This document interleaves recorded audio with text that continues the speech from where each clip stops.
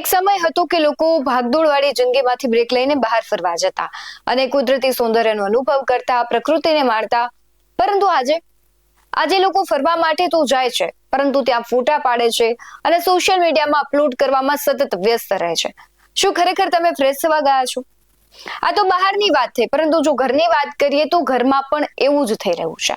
પહેલાના જમાનામાં લોકો સાંજે જમી અને પરિવાર સાથે બેસતા, સારી નરસી વાતો કરતા, પણ આજે તો પરિવાર જ નથી બચ્યા. આપણે ખૂબ સંકુચિત માનસિકતા અને એકલતા સાથે હવે રહેવા ટેવાઈ ગયા છે.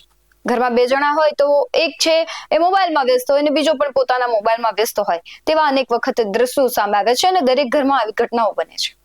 પણ આ નાની નાની બાબતો ખૂબ ગંભીર અને ઘાતક બીમારીઓને આમંત્રણ આપી રહી છે, જેની આપને ભનક પણ નથી. નમસ્કાર, ગુજરાત BS9 TV ન્યૂઝમાં આપની સાથે હું છું ભગવતી વિશાવડિયા. વિજ્ઞાન અને ટેકનોલોજીનો માણસ ઉપયોગ કરતો થયો એ સારી વાત છે, પણ વધારે પડતો ઉપયોગ માણસના વિનાશનું કારણ બની રહ્યું છે. આજના યુવાનો વધારે પડતો મોબાઈલ સાથે સમય વિતાવે છે, જેની અસર તેના શારીરિક અને માનસિક સ્વાસ્થ્ય પર થઈ રહી છે. પહેલાની વાત કરીએ તો બાળકો રેતી, પથ્થર અને કુદરતના ખોળે બેસીને રમવાનું પસંદ કરતા, એટલે કે આઉટડોર ગેમ્સ જે વધારે રમતા. પરંતુ અત્યારે ઇન્ડોર ગેમ્સ રમે છે અને એમાં પણ મમ્મી પપ્પા ખૂબ સારી રીતે ટ્રીટ કરે છે.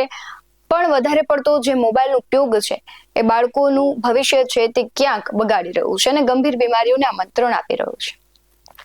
આજના બાળકોમાં તમને ક્રૂરતા વધારે જોવા મળે છે અને ઘણી વખત તો બાળકો છે એકલતાને લીધે એવા બધા પગલા લઈ લે છે કે જે પરિવાર અને પોતાના જીવન માટે ખૂબ ગંભીર ઘાતક સાબિત થતા હોય છે. તાજેતરમાં ઘણી બધી એવી ઘટનાઓ બની છે કે બાળકો છે તેને ખીજાવવામાં આવે અથવા માતા પિતા દ્વારા ઠપકો દેવામાં આવે તો એ બાળકો છે આપઘાત કરી લેતા હોય છે. આ બધું થઈ શું કામ રહ્યું છે? એનું એકમાત્ર કારણ હોય તો સોશિયલ મીડિયાનો વધારે પડતો ઉપયોગ.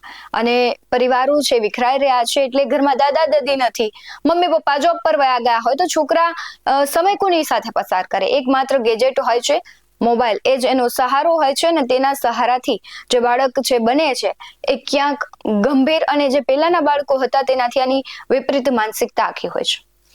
સોશિયલ મીડિયાનો મર્યાદિત અને સારો ઉપયોગ જો કરવામાં આવે તો તે ખૂબ સારું છે, એમાં કોઈ વાંધો નથી, કારણ કે તેનાથી આપણે આપણું કામ છે ખૂબ સરળતાથી કરી શકીએ. ઓછા સમયમાં આપણે ઘણું બધું જાણવું હોય તો જાણી પણ શકીએ. પણ વધુ પડતું વણગણ છે અને અમુક અલ્ગોરિધમ એવું પકડાઈ જાય તો આજના બાળકોને જે વસ્તુથી બચાવવાના છે એવા કન્ટેન્ટ ઓટોમેટિક તેની સામે આવી જતા હોય છે. અને આ એકમાત્ર પ્રશ્ન નથી, ઘણા સમયથી ઘણા માતા પિતાઓનું એવું કહેવું છે કે અમે લોકો અશ્લીલ કન્ટેન્ટ જોતા નથી, તેમ છતાં અચાનક અમારા મોબાઈલમાં આવી જાય છે અને બાળકો જોતા હોય છે અને એની માનસિકતાને ખૂબ અસરકારક તે સાબિત થતું હોય છે. સોશિયલ મીડિયા અને ઇન્ટરનેટ પર બાળકોની સુરક્ષાને લઈને એક અત્યંત ગંભીર અને વાસ્તવિક ચિંતા છે. ઘણી વખત માતા પિતા કંઈ પણ સર્ચ ન કરતા હોવા છતાં આવું કન્ટેન્ટ સામે આવી જાય તેની પાછળ ટેકનિકલ અને વ્યવહારુ કારણો જવાબદાર હોય છે. અત્યારે સવાલ એ થઈ રહ્યો છે કે બાળકોને આમાંથી બચાવવા કેવી રીતે? તો તેની વાત કરીએ તો કન્ટેન્ટ ઓવરલેપિંગ, એટલે કે અલ્ગોરિધમ ઘણી વખત ટ્રેન્ડિંગ વસ્તુઓ છે તે બતાવતું હોય છે. જો કોઈ અશ્લીલ વિડીયોમાં ફેમસ મ્યુઝિક કે હેશટેગ વાપરવામાં આવ્યા હોય તો સિસ્ટમ તેને સામાન્ય મનોરંજન સમજીને તમારા ફીડમાં મોકલી શકે છે. બીજું એવું પણ કારણ હોઈ શકે છે કે એંગેજમેન્ટ ટ્રેપ, એટલે કે સોશિયલ મીડિયા પ્લેટફોર્મ એવું કન્ટેન્ટ વધુ બતાવે છે જેના પર લોકો વધુ સમય રોકાય. આવું વાંધાજનક કન્ટેન્ટ લોકોનું ધ્યાન ખેંચે છે, તેથી અલ્ગોરિધમ તેને વધુ પુશ કરે છે. અને ત્રીજું એ કારણ હોઈ શકે કે જાહેરાતો. ઘણી થર્ડ પાર્ટી એપ્સ ગેમ્સની જાહેરાતો ખૂબ જ વિભત્સ હોય છે જે અલ્ગોરિધમ ફિલ્ટર કરી શકતું નથી. હવે આ તો થયું કે કઈ રીતના આવે છે, પરંતુ બાળકોની સુરક્ષા માટે માતા પિતા શું કરી શકે? તો તેનું પ્રથમ પગલું એ છે કે તમે રિસ્ટ્રિક્ટ મોડ છે તે ચાલુ કરી શકો છો, એટલે કે યુટ્યુબમાં સેટિંગમાં જઈને તમારે રેસ્ટ્રિક્ટેડ મોડ છે તે ઓન કરવાનો છે. આનાથી મોટા ભાગનું કન્ટેન્ટ છે તે ફિલ્ટર થઈ જશે. બીજો ઓપ્શન એ છે કે સેફ સર્ચ. ગૂગલ સર્ચમાં જવાનું, એમાં સેફ સર્ચ છે તે સેટિંગ છે તેને ઓન રાખવાનું છે, જેથી અશ્લીલ ફોટા કે વેબસાઇટ સર્ચ છે તે રિઝલ્ટમાં ન આવે. ઇન્સ્ટાગ્રામ અને જો ફેસબુકની વાત કરીએ તો એમાં પણ ફિલ્ટર થઈ શકે છે. સેટિંગમાં જવાનું છે, સેન્સિટિવ કન્ટેન્ટ કંટ્રોલમાં જઈને લેસ, એટલે કે ઓછું વિકલ્પ છે તે તમારે પસંદ કરી દેવાનું છે. બીજી તરફ તમારે બાળકો માટે એક અલગ પ્રોફાઇલ બનાવવાની છે, એટલે કે જે પણ બાળક મોબાઈલ વાપરતું હોય, મમ્મીનો હોય કે પપ્પાનો હોય, તેમાં બાળકને એક પ્રોફાઇલ બનાવવાની છે. યુટ્યુબ કિડ્સ એપ વાપરવાનો આગ્રહ રાખવાનો, જે ખાસ બાળકો માટે જ ડિઝાઇન કરવામાં આવ્યું છે. ત્રીજો ઓપ્શન એ હોઈ શકે કે બાળકોના માનસ પર આ અસર થઈ છે, તો એનો ઉકેલ કેવી રીતે રાખવો? તો કે બાળકોની માનસિકતા ન બગડે તે માટે માત્ર ટેકનોલોજી પર આધારિત રાખવાને બદલે આ બાબતોનું ધ્યાન રાખવું, જેમ કે ડિજિટલ સાક્ષરતા, એટલે કે બાળકોને સમજાવો કે ઇન્ટરનેટ પર જે બધું દેખાય છે તે સાચું છે નહીં અને તે જોવાય એવું પણ નથી. જો ભૂલથી કંઈ સામે આવી જાય તો તેને તરત બંધ કરી દેવું. આવું માતા પિતાએ બાળકોને શીખવવાની જરૂર છે. મોબાઈલનો મર્યાદિત ઉપયોગ કરવાનો, એટલે કે બાળકો જ્યારે મોબાઈલ વાપરતા હોય ત્યારે ઘરના મુખ્ય હોલ કે ખુલ્લી જગ્યામાં બેઠા હોવા જોઈએ અને એવો આગ્રહ રાખવો કે આપણે તેની સાથે બેસી અને તેને સજેસ્ટ કરીએ કે તારે આવું જોવું જોઈએ, એટલે કે પોઝિટિવ એનામાં વિચારો આવે તેવું કન્ટેન્ટ તેને જોવા માટે સજેસ્ટ કરવું જોઈએ. અને છેલ્લો ઓપ્શન છે કે રિપોર્ટ અને બ્લોક. જ્યારે પણ કોઈ આવું કન્ટેન્ટ સામે આવી જાય ત્યારે ઇગ્નોર કરવાને બદલે રિપોર્ટ કરો અને નોટ ઇન્ટરેસ્ટેડ પર ક્લિક કરો. આનાથી અલ્ગોરિધમને ખબર પડી જશે કે તમારે આવું કન્ટેન્ટ જોવું નથી. તાજેતરમાં જ છે ને કર્ણાટકમાં 16 થી ઓછી વયના જ્યારે અને આંધ્રપ્રદેશમાં 13 થી ઓછી વયના બાળકોમાં સોશિયલ મીડિયાનો ઉપયોગ પર પ્રતિબંધ લાદવામાં આવ્યો છે. ગોવામાં પણ બાળકોના સોશિયલ મીડિયાના ઉપયોગમાં નિયંત્રણ લાવવા વિચારણા થઈ રહી છે. ત્યારે સોશિયલ મીડિયાના વળગણથી સ્થિતિ ગુજરાતના બાળકોમાં ખૂબ વકરી છે. સોશિયલ મીડિયાનું વળગણ આજના યુવાનો માટે ઘાતક સાબિત થઈ રહ્યું છે. જેમ દારૂ કે ડ્રગ્સની લત ધરાવનારો તેના સેવન કર્યા વિના બેચેન અનુભવવા લાગે તેવી જ સ્થિતિ સોશિયલ મીડિયાનું વળગણ ધરાવતા દર્દીઓની થઈ રહી છે. સોશિયલ મીડિયાનું વળગણ ધરાવતા દર્દીઓનું પ્રમાણ સતત વધી રહ્યું છે.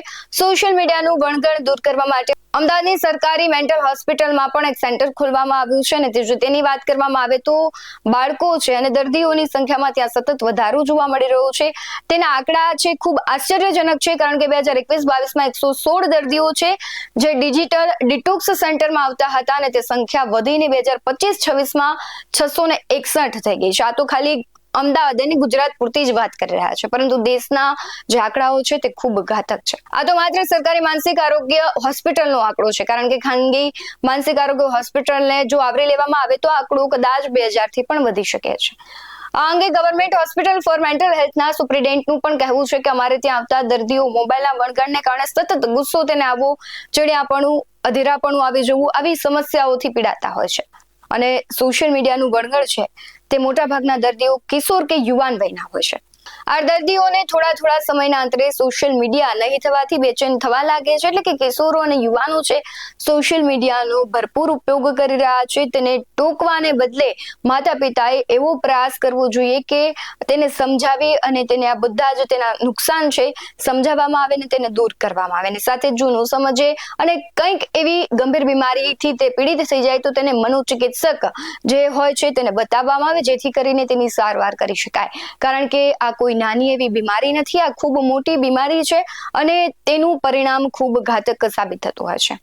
બાળકોમાં જે આ વળગણ વધી રહ્યું છે તેના માટે મહદ અંશે આપણે જોઈએ તો માતા પિતા પણ જવાબદાર છે. નાનું બાળક હોય, ભોજન લઈ ન રહ્યું હોય તો તેને મોબાઈલ પકડાવી દેવામાં આવે અને આ જ રીતે બાળક પોતાની રીતે મોબાઈલમાં યુટ્યુબ જોતો હોય કે રીલ્સ બનાવવા લાગે તો માતા પિતા ગર્વ અનુભવે કે તેને સોશિયલ મીડિયામાં અકાઉન્ટ પણ શરૂ કરી દેવામાં આવ્યું છે અને માતા પિતા દ્વારા બધી જ આદતો આગળ જતા બાળકો માટે વ્યસનરૂપ સાબિત થઈ જતી હોય છે.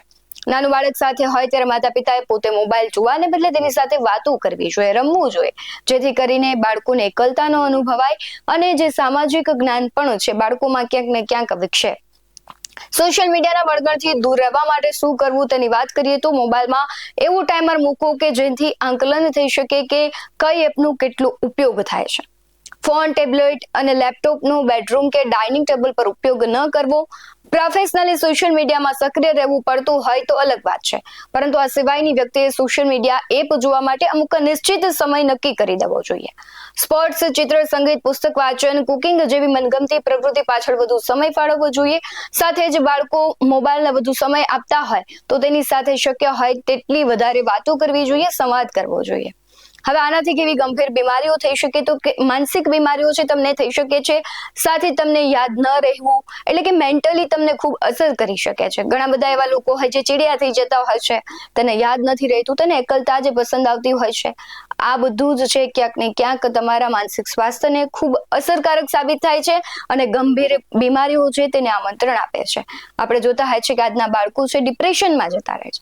ડિપ્રેશન કશું હોતું નથી, પણ એક માનસિક અસર થતી હોય છે અને જો તેને ન રોકીએ તો એ બાળકો છે આપઘાત તરફ પણ વળી જતા હોય છે. તમારું શું માનવું છે કમેન્ટમાં જરૂરથી જણાવજો. બાકી આવા જ વિડિયો અહેવાલો સાથે ફરી મળતા રહીશું. તમે અમારી યુટ્યુબ ચેનલને સબસ્ક્રાઇબ કરવાનું અને ફેસબુક અને ઇન્સ્ટાગ્રામ પર ફોલો કરવાનું ભૂલશો નહીં. બાકી અવનવી અપડેટ્સ મેળવવા માટે આપ જોતા રહો BS19 ન્યૂઝ. નમસ્કાર.